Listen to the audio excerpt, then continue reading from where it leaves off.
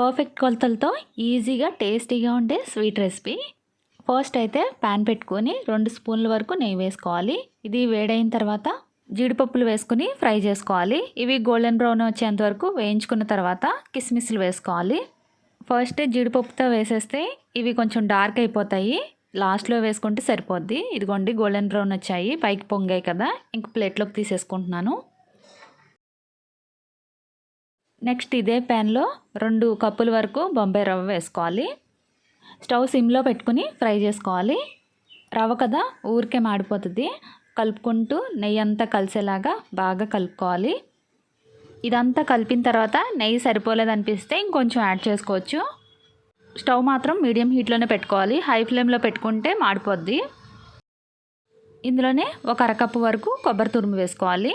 ఎండు కొబ్బరి వేసుకున్నాను. రవ్వతో పాటు ఇది కూడా కొంచెం వేగితే సరిపోతుంది. రవ్వ కొంచెం వేగింది అన్న తర్వాతే కొబ్బరి యాడ్ చేసుకోవాలి. రవ్వను కొబ్బరి బాగా మిక్స్ అయిందన్న తర్వాత ఇది కొంచెం డ్రైగా అనిపిస్తే కొంచెం నెయ్యి యాడ్ చేసుకోవచ్చు. నేనైతే 1 స్పూన్ వరకు యాడ్ చేశాను.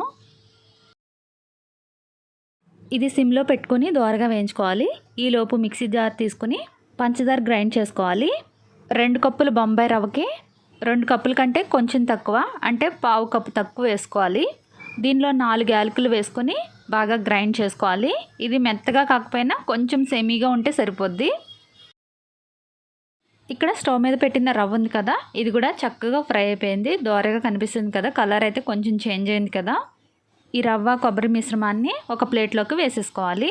ఇది వేడిగా ఉండగానే పంచదార పౌడరు పైనుంచి వేసేసుకోవాలి.